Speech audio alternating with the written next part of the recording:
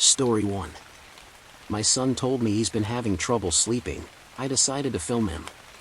What I found in the morning chilled me to the bones. Part 2. Series. Part 1. My name is Matt. Please remember it. I never thought I'd be making a part 2, but here I am. The last 12 hours have been a total roller coaster of emotions, and I haven't been able to have even a second of sleep for the last 18, ever since I woke up. Let me begin where I left off last time, my parents' house. I never once tried explaining to them what I had seen, or experienced. I knew they wouldn't understand. They wouldn't even try to understand. They were always big skeptics of the unknown, always thinking there's a logical explanation to everything, and in this case there was one too, even if there wasn't. My parents woke me up at 1 p.m. They thought I'd wake up by myself, but I didn't. I startled awake to my father's worried face peering down into my eyes. "I thought you wouldn't wake up," he had said in a concerned tone, then cleared his throat and started walking off. "Go shower." I got up, feeling like I hadn't slept at all. My body was completely exhausted. I felt different, almost like something was missing, a big part of myself. I tried to remember what I even was doing in my parents' house in the first place. Then I remembered setting up my phone to film me. I remembered the shadow, but I couldn't remember why I tried to film it. The footage captured by my flimsy phone camera, with no way to properly enhance it, was useless to me, and it didn't film anything noteworthy. I decided to check my phone and found thousands of your notifications, and my post from that Friday. That post that I don't remember writing. Jason? A son? I have a son. What? Questions flooded my mind as I read and reread the words I didn't recall writing. I frantically drove back to my apartment, not really sure what I was looking for. I explored every room and found my parents' sunroom. Tidy and clean, a couple superhero posters on the walls, a desk with a laptop on it, a bed with Marvel design covers. My head was spinning. A horrible migraine, so I popped a pill. Jason. I had written that I had a son named Jason. I took out my phone and called my dad. "Hey Matt, what's going on? You left so urgently." "Jason? Do you remember Jason?" I huffed into the receiver. "Jason? No. Can't say I do. Is that a friend of yours? Did something happen?" He replied thoughtfully. "Fuck," I thought. "No, never mind, thanks Dad." I hung up before he could say a word more. This clearly fucking says I have a son named Jason. Jason that is in a coma. I went through my phone. There were no pictures of a 14-year-old boy anywhere on there. I looked all around the house. No photo albums. Absolutely no evidence of him ever existing here besides a child's seemingly untouched room. My heart was aching. My head was spinning. The feeling of missing something, but not knowing what it is, like it's at the tip of your tongue, it was unbearable. I found a death certificate of my wife and carefully read through. It clearly fucking said that she passed while giving childbirth. So where's the fucking child? Why can't I remember him? I remember her clearly.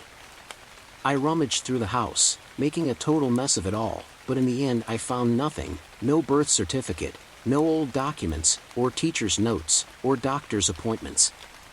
I collapsed on the couch in the living room feeling exhausted, my eyes heavy. But something was tugging at the back of my head to not sleep. So I picked up my laptop instead, and that's when I rediscovered the camera footage I talked about last post. I saw him. I clearly saw my son. Jason, who I didn't remember, climbing into my bed at 3 a.m. I saw the shadowy thing or figure, his skeletal hand hovering above him.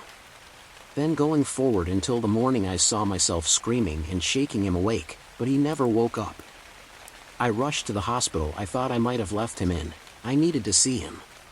"Jason, I need to see Jason," I said to the receptionist, out of breath.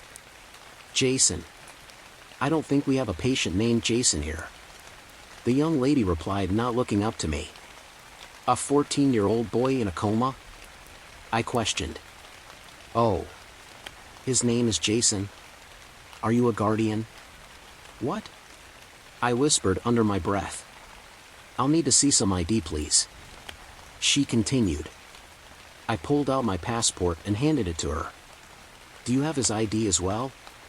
I stuttered. I don't. Then I'm afraid I can't let you see him. She finally looked at me, looked into my eyes, with this regretful look. Look, wait, I have proof he is my son. I have videos of him living in my apartment. Let me go get my laptop from my car. I said, and before she replied I scurried away. And would you fucking believe it, my laptop, it was fucking gone. There was literally no evidence of any break-in into my car. I didn't go back in there was no point. I took out my phone and read the post again. I needed to make sure I wasn't going insane. It sure as hell felt like I was. How is it possible to forget you have a child? How is it possible the rest of the world forgets it too?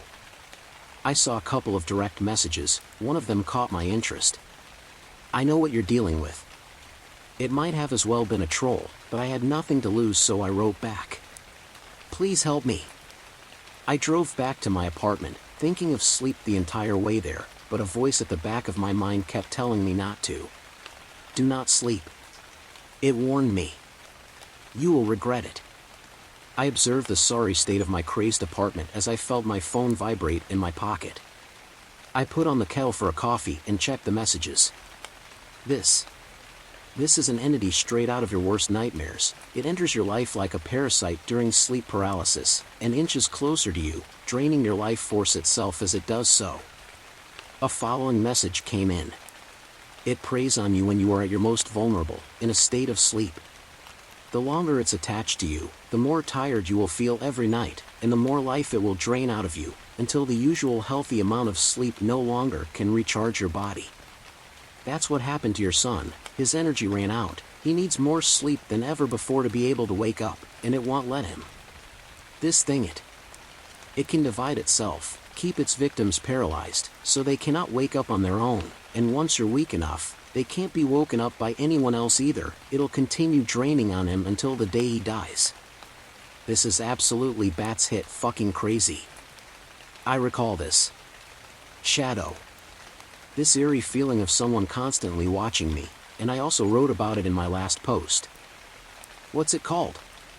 I asked, and then right after, and how in the hell did it erase someone from existence?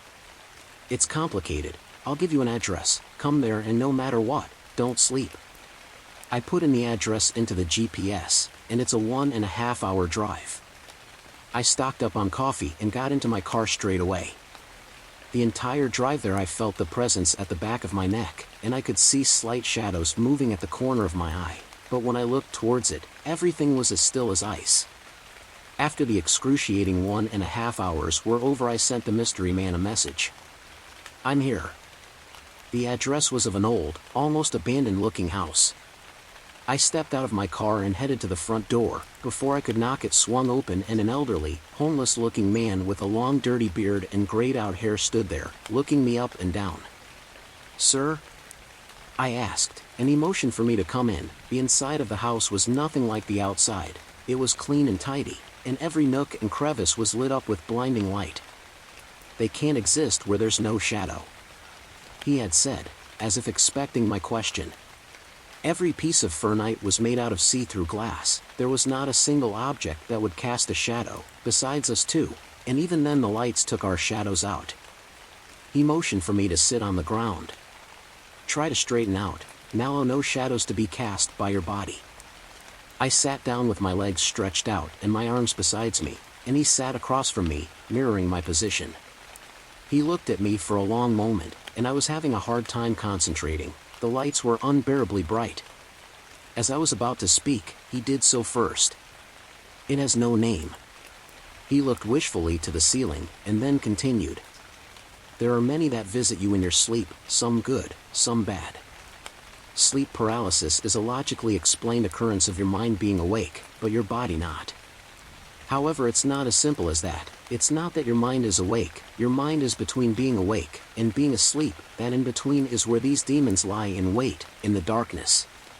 Most can only scare you, they can't cause any harm, but there are few, like the one on your hands, that can cause a lot of hurt. How do you get rid of it? I asked in disbelief. He motioned with his hands to the house. Once he lets himself in, only light can keep him away from you. Do you not sleep? Still being sore from the long drive here, I instinctively crossed my legs. The man looked at me with such intensity that only my father gave me when I misbehaved as a child. Don't make shadows. He warned again, and I uncrossed my legs. I do. He explained. I sleep in bright light. Over time, its connection to you grows faint, it eventually losing interest in you. How did it erase the existence of my son?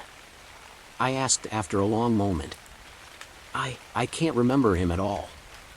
Jason, was it? He said, and with a nod continued.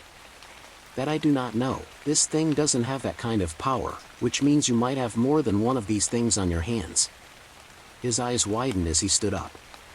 I can't tell you anymore, you need to leave now. Why did you even invite me here? It doesn't matter anymore, I answered enough questions. Make sure there's not a single shadow in your home if you wish to survive, and I'm sorry for your son, but it seems like he's too far gone. After he basically threw me out, I sat in my car for a long moment. I decided that I wanted to see my son. I started the car up and drove all the way back and into the hospital's parking lot. By the time I was back it was 11 p.m. again. A new receptionist sat at the desk, and I tried to explain my situation as logically and best as possible. So please, just let me see him, even through a window is fine. She looked at me with a conflicted expression. Fine, you only get 5 minutes. She led me to his room, and there he was, the boy from the videos, laying there, in darkness. I observed him through the window, wishing to remember all that he once meant to me.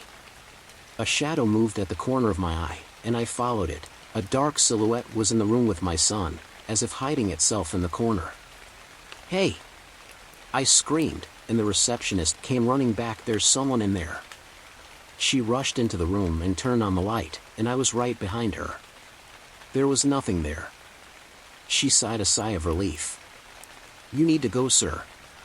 No, please, you have to believe me, there was this shadow, I saw it, I swear. Calm down, sir, there's nothing in the room. That's when my emotions burst and I just started crying. The receptionist led me back to the lobby and I just sat down and sobbed. After all my tears dried up I got back on my phone and looked at the Reddit post again. Then I decided to ask for help with an update. If anyone knows how to make the world remember, how to make myself remember of his existence, please, for the love of God tell me. I can see the nurses sharing hushed whispers as I sit here in the lobby writing this. Chances are they'll kick me out, or worse yet, lock me up. My name is Matt. If it takes me, please don't forget me like I forgot him. I want to remember. Part 2. For starters, I'm a single father of a 14-year-old teenager. His mother unfortunately passed away during childbirth, and so I was left with my biggest sorrow and joy at once. Raising him all alone has been quite the task, but I've received a lot of help and pointers from both my parents and my late wife's parents. Jason is a good kid, he has good grades, is respectful and understanding and doesn't try to make my life living hell, like I hear some other parents of teenagers explain. One persistent problem throughout his life has been sleep. He has always had difficulties with sleep, first when he was just a baby, then a preschool kid, school, and even now, a teenager, experiencing the exact same problems. We've been to the doctors, and they've told us he has insomnia, and I believed it, until recently. He came into my room at around midnight 3 weeks ago and woke me up, although I wasn't actually sleeping yet. Dad, I can't sleep, he said, and he looked scared, almost terrified. I could tell by his faint shaking, and the way he held himself. What's wrong, buddy? I asked him, and he glanced at the now shut door and flinched. It's just. He was tapping his fingers on his crossed arms. He didn't look embarrassed or afraid to tell me like he had been numerous times before, when he broke something, or misbehaved. This time he looked almost confused, unable to formulate the words. There's always a dark figure in my room. Just watching me while I sleep. I can feel his eyes on me. His voice was shaky, I could see the tears forming in his eyes. he was completely terrified, and he fell right into my arms, starting to sob. Now normally any parent would just believe it to be a bad dream, but I thought of the worst, that there's an intruder. After he calmed down enough, I told him that I'd go look in his room and check. So like in horror movie fashion, I picked up a large kitchen knife and tiptoed all throughout the apartment, seeing if there are any intruders or evidence of a break-in, and in the end I found nothing. Peculiarly though, his closet door was cracked open. As I was walking back to my bedroom, I heard him scream my name, and I ran inside with my knife at the ready. He was here. Jason was pointing with his finger to the darkest corner of the room, sobbing uncontrollably. In the end, I found no one and nothing, and he slept with me that night. This thing kept occurring every other day where Jason would come to my room and just shake, and every single time he'd say that this dark thing is stalking him, getting closer each night. By the end of the week he'd just sneak into my bed by himself, without waking me, and I'd find him there in the morning. 2 weeks ago, I ordered a cheap set of simple security cameras, and put them up around the apartment while he was at school, including one in his room. Yes, I know teenager privacy matters, and I really shouldn't put cameras around the apartment, let alone his room, but I needed to get to the bottom of this thing that's happening. And I planned on taking them down after a week or two. The next morning I found Jason huddled up next to me in my bed again. It was a Saturday, so I had no work and quietly slid out of bed as to not wake him and made a coffee while turning on the laptop. I shuffled through the cameras and the recorded footage. The quality wasn't the best, but the cameras were cheap, so what did I expect? Jason's room was mostly quiet all night. From the moment he got into bed, until the moment he got out and came to my room, he didn't move once, not a single moment. I tried enhancing the footage, making it brighter, to see the darkest corners of the room, but it still was too dark. When I rewatched the sped-up footage for the third time, I finally noticed something. While Jason was in bed, his closet was closed, and shortly after he left, his closet cracked open just slightly. I found the exact moment it happened, around 2 minutes after he left. I slowed down the footage, and the closet fucking opened by itself. Even I was freaked out now. I went on Amazon right away and ordered night vision cameras, which cost a small fortune. The next 2 days, I continued observing the footage. The second night Jason never came to my room, and he never moved from his sleeping position until I woke him. His closet also remained shut on the second day. However, during the first day, after he left, it cracked open again shortly after. Once the new cameras arrived, I installed them in his room again, and rewatched the footage the following morning. Jason stayed up very late that night, almost at 2 a.m., and he never went to bed in his room. He came straight to mine. This time, I watched the closet with such intensity that I thought even I could open it just by thinking about it, and sure enough, 2 or 3 minutes later, it cracked open. I zoomed in as much as possible, and slowed down the footage, and that's when I saw it. A shadow moved across the room in a split second, and past the closet, and the next split second, the closet cracked open. I slowed it down even more, rewatched it again and again. I couldn't make out the figure. It was simply a blob of a shadow.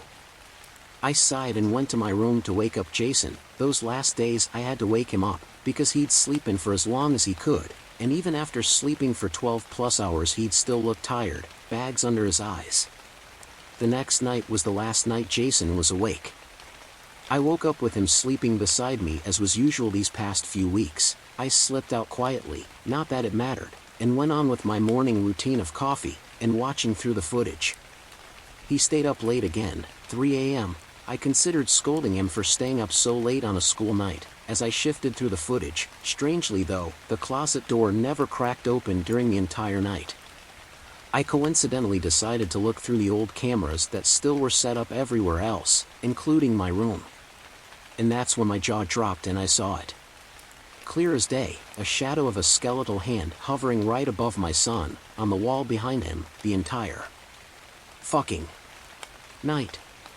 I ran to my room and tried to wake him gently as I did every morning, but he didn't budge. Then I tried violence. I shaked him and screamed at him to wake up. He didn't.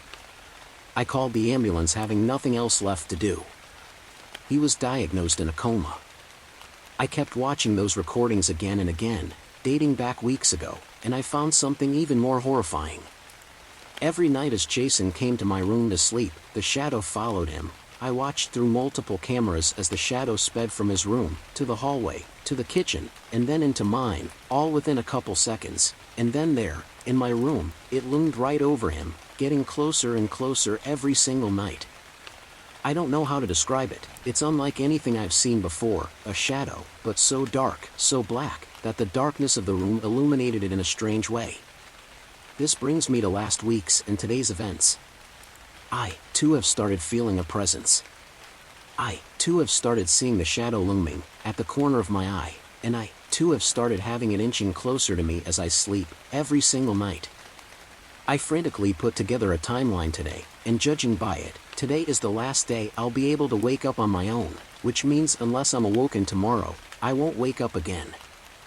I drove to my parents' house today and am going to spend the night here. They have very specific instructions to wake me.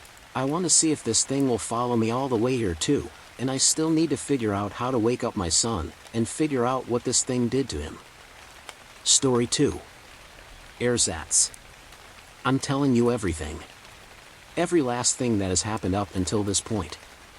If I don't write this down, I can't be sure it's all real. It is real. I'm real.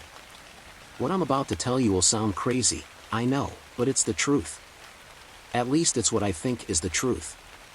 And I know you'll be hesitant to believe anything I say, but if you believe anything at all, believe this one thing. I am real. For you to really understand, I need to go back. I lived, and still live, in a small flat with my roommate, Jamie. I go to a community college, not far away from home, currently with just an undeclared major. I also work part-time as a barista at a coffee shop. Or, at least I used to do all that stuff. It's been 3 months since it first happened. Recently, I've dropped out of school and quit my job. As it got worse, I left my apartment less and less. I don't leave my apartment at all anymore. 3 months back when things at least seemed normal, I first noticed it. I was leaving my apartment to go work my morning shift, as I normally do. It was around 8 a.m., rush hour, when I left, and the streets were busy with people. I barely live even 5 blocks from the shop, so it was just a habit for me to walk there each morning. I'm about 2 blocks away from the shop and waiting by the traffic corner to cross. As cars slow down, the cross light turns green, and I move among the group of people crossing the street. And just then, as I was halfway across the road, it happened. As I was crossing, I happened to look up from my phone and saw someone coming from the opposite direction. We were separated by a crowd of people, but I recognized them instantly. They smiled and waved, and instinctively I waved back. It was casual, you know, like how you would greet anyone you knew while walking down a hallway to class or, like in my case, on your way to work. It was over in less than a second. In that time, all I did was smile and wave to this familiar face, except, it wasn't a familiar face at all. In fact, I can tell you now with absolute certainty, that that person was a complete stranger to me. Now, I know what you're thinking, this happens all the time. You confused some stranger with someone you knew. And that's just what I told myself back then too. But this wasn't that. No, it was more like a kind of reverse déjà vu. You know with déjà vu how you get stuck in this feeling of half remembering? Like there's some memory lingering in the back of your mind, but you just can't make it out? Well, this was the exact opposite. When I saw that person, I knew exactly who they were. I knew their face, what they typically wore, how we first met, everything. Hell, I could even imagine how they talked, and they never even said a single word. All they did was wave. But in an instant, nothing. I couldn't remember them. And this is what I mean, it wasn't like déjà vu I barely can't remember. No, I couldn't remember anything. And I'm not just talking about their name. I couldn't even remember what they looked like. And this was only like, what? 6 seconds ago? Less than that. I looked back, but they had disappeared into the crowd. So, I continued on my way to work. Nothing weird happened for a couple weeks after that. I went on with my normal life feeling normal, I went to work, I left for class, and I came home. That was it. I never saw that person again. Not at the traffic corner or anywhere else. That encounter stuck with me though. I would think about it now and again, each time putting the thought to rest with some lazily stitched rationality, and for a moment I had almost forgotten about the entire thing when it happened again. This time I wasn't crossing the street. No, this time I was at the coffee shop, working. It was midday, right before my shift ended. It wasn't that busy. We mostly just had a few customers come in and order one drink before sitting in the lounge area for a half hour or so. I'm going around, table to table, to check on those who haven't ordered anything yet. A group of teens near me were being kind of obnoxious, and I made an effort to avoid them, going all the way to the front of the store near the street corner window. At a table there I saw my friend Addison working on a laptop. I said something to the effect of, "Hey Addison, didn't see you come in." Addison nodded to the table behind me and made a joke about the loud kids. Without looking, I laughed and said it was near the end of my shift, meaning they were someone else's problem now. I took Addison's order and went back to make it. I had just finished the tall caramel frappe when I suddenly felt cold. The hair on my neck and arms stood on end as a terrifying realization crept into my mind. I turned my head backwards. I looked across the store, past the counter, past the lounges, and past the high school teens still at their table, to see an empty spot near the street corner window. It was the empty spot where Addison sat. Or at least an empty spot where someone or something sat. Because I never even knew an Addison. Who was Addison? I'm not joking when I say I couldn't remember even the slightest discernible feature. How old were they? What was their hair color? Did they even have hair? I couldn't even remember if Addison was a guy or girl. I just spoke to this person like they were my friend, and now I remembered nothing. The only reason I can even remember a name was because, still in my shaking hands, I held a freshly brewed cup of coffee. And stained on that cup was a name I had written in black ink only moments before. Addison. I was panicking. I can't remember exactly what I did, but I'm pretty sure I forgot to clock out. All I remember is that I got out of there as quickly as I could and went straight home. The next thing I clearly remember is standing in my apartment, paralyzed, with my back leaning against the door. I was starting to calm down now, but my heart was still beating fast. I forced some long and slow breaths. Breath in. And out. Breath in. Then a knocking on the door flew my heart into flurry all over again, and I jumped, but the way I was leaning against the door I sort of hit my head in a loud bang, and from the other side I heard, "AH. Holy shit, that scared me. Hey, it's Jamie. Are you okay in there? You're not hurt, are you? UHG. Jamie?" I said. I was rubbing the spot where I hit my head. Why the hell would you do that? I opened the door to see Jamie's stupid face peering at me with a cocked brow and mocking smile. "Knock? So I can get in? You have a key." Right. I did have a key. Jamie walked past me as I closed the door and reached over for a key sitting in a tray. A key I may or may not have forgotten at home. Hell, you really have the worst memory. And that got me thinking again. I must have looked worried then, because Jamie spoke in a hushed and serious voice. "Are you okay?" "You look, I don't know. Messed up." Jamie wasn't one for words, to say the least. We both sat down, and I explained everything, what happened at the coffee shop and the time before in the street. I tried to convey how it felt. Knowing something one moment and the next having those memories stripped from your mind. Sounds like me on a math exam. Jamie teased. I didn't find it amusing. "I'm not joking here, Jamie. This is serious and I'm freaking out right now." "Hey, all right. All right. I believe you. I just don't know what exactly I'm supposed to believe in. Like, are we talking government mind control? Aliens?"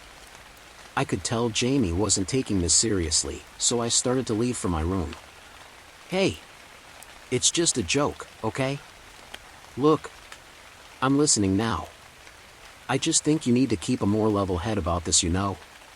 What do I do? There was a pause.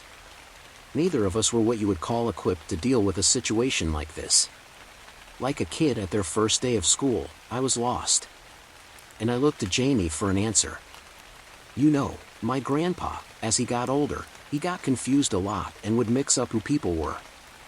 He also had Alzheimer's and would forget stuff. You know, daily stuff, like all the time. Maybe you dash. You think I have Alzheimer's? I'm not saying that. But I mean, I'm pretty sure I read that mental diseases or whatever have been proven to affect all types of people. Even young adults. I'm not saying it's Alzheimer's, but maybe there's something in your head that's wrong. I frowned and my eyes went big. Not wrong. Not wrong. I mean, just not right. You know? I don't know what was more terrifying, the idea that I might have an actual brain disease or something I couldn't begin to understand. I scheduled an appointment. Nothing serious or anything, but just a regular checkup. My school did them for free, so it made sense. I won't lie, the closer it came to my appointment, the more stupid I felt for scheduling it. It had been about a week since the whole coffee shop thing, and I hadn't had a similar incident since. I was starting to doubt myself. But I forced myself to go. Jamie had said that some diseases lie undetected in a person's mind for most of their life. If that was true, then I was better safe than sorry. I came in the middle of the day and was greeted by the nurse at the front. The nurse was another student like me. I didn't know them, but I was pretty sure I had seen them around campus before. I was immediately taken into a room where I was told to wait for Dr. Russell. Dr. Russell usually handled a lot of the student patients. He used to be an advisor and teacher in the medical school, and my friends who had him only had good things to say. I'm not sure if he teaches anymore, but I did meet him once before at an animal shelter volunteer event. He seemed like a nice person, and I was sort of relieved to find out that it was Dr. Russell who would be seeing me. I waited, and about 5 minutes later Dr. Russell came in. He was quick to recognize me and immediately struck up a friendly conversation. Right off the bat, I explained my situation, how Jamie thought I might have something similar to their granddad and my 2 previous incidents.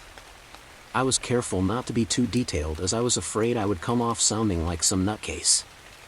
He asked a few more questions about any history of mental illness in my family, prescription medication I was taking, which at the time was none, and workload. Then we went on and did a few wellness tests. The examination was fairly straightforward, your standard procedure. When we were done, Dr. Russell excused himself and said he would be back with a few reports and papers for me to fill out. But before that he assured me that there appears to be no serious health concerns and that I could rest easy.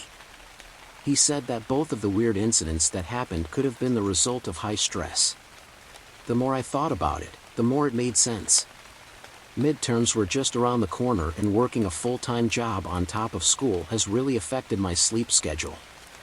I was feeling better about everything. Having someone tell me I wasn't crazy was the break I needed in this hell of a week.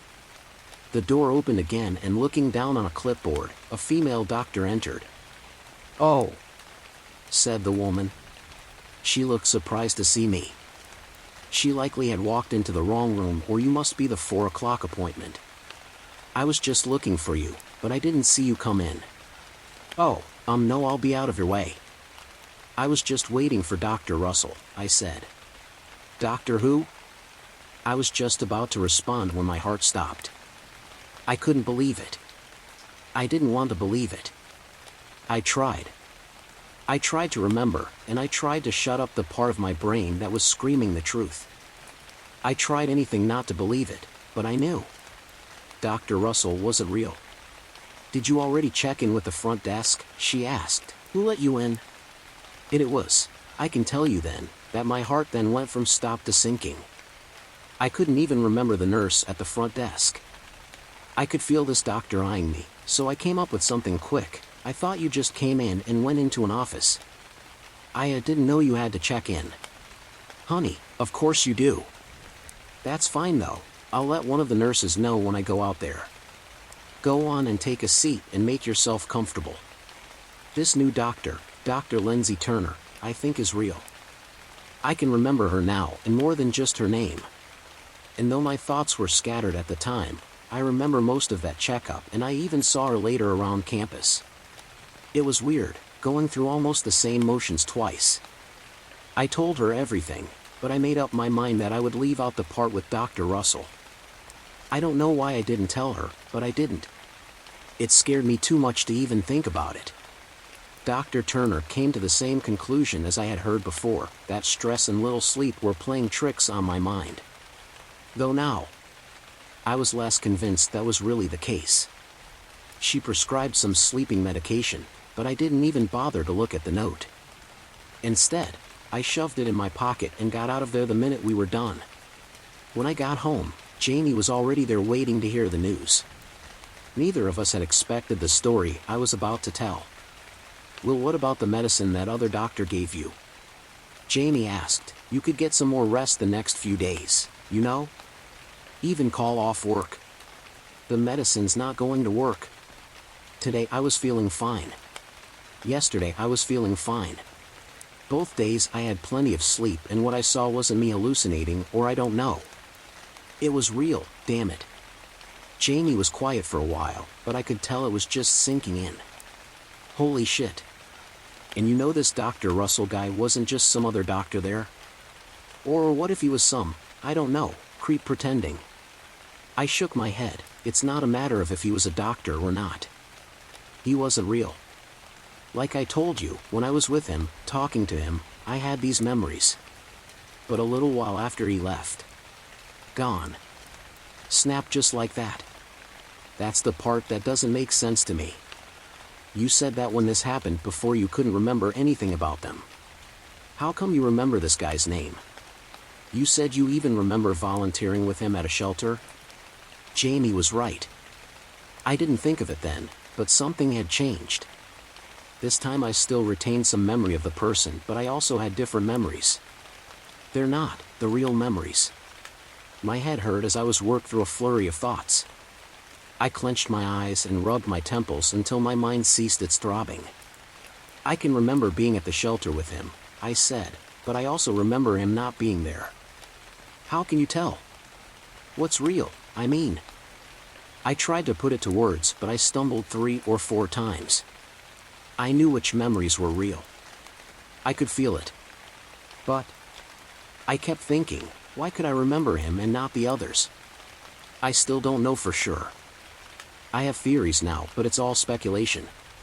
Jamie. What if I'm going crazy? At the time, I was ready to believe it, and I think Jamie was too.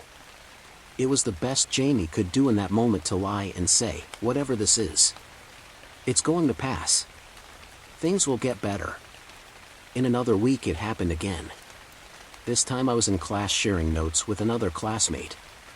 I think his name was Kevin. After class, when we all were dismissed, I realized Kevin wasn't any classmate of mine. A few days later I stopped to chat with a friend, Destiny, in between lectures. A Destiny I never knew. More and more, I had run-ins with these fake people, to the point where it was becoming almost a daily routine. I wondered if others saw what I saw, but most of the time it seems to happen when no one else is noticing. A few times, I've asked, and a couple people told me they saw me with someone, but either because of where they saw us or some other reason, they never could describe the person I was with. I tried several methods to stop it. I spoke less to people, but it's hard to shut out someone who you genuinely believe is your friend. To shut Jamie up, I finally tried the drugs. I was hesitant to believe they would work, and sure enough, the very next day I bought a magazine from a friendly street vendor who never existed. For a while, I thought maybe embracing it would make it go away. But things started to get more serious. One of my managers at work told me to toss out some bad milk. When my real boss caught wind that I had thrown out a week's worth of good milk, they were far from happy. I decided shortly after that to quit my job. If I didn't, it would have only been a matter of time before I was fired for a similar incident. As it got more frequent, it also got stronger.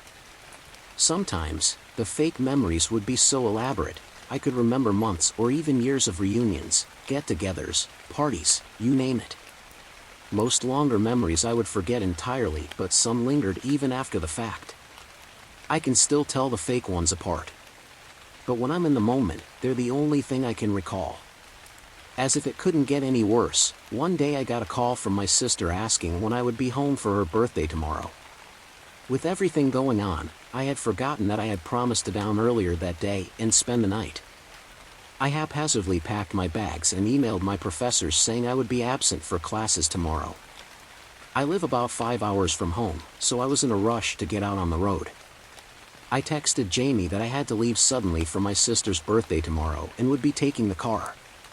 Looking back, I'm glad I sent that text, because 2 hours later Jamie saw my message and immediately called me back to inform me that I was an only child. I thought it was some crude joke at first, just Jamie making light of my past couple of shitty weeks. But Jamie insisted. We were arguing for 20 minutes.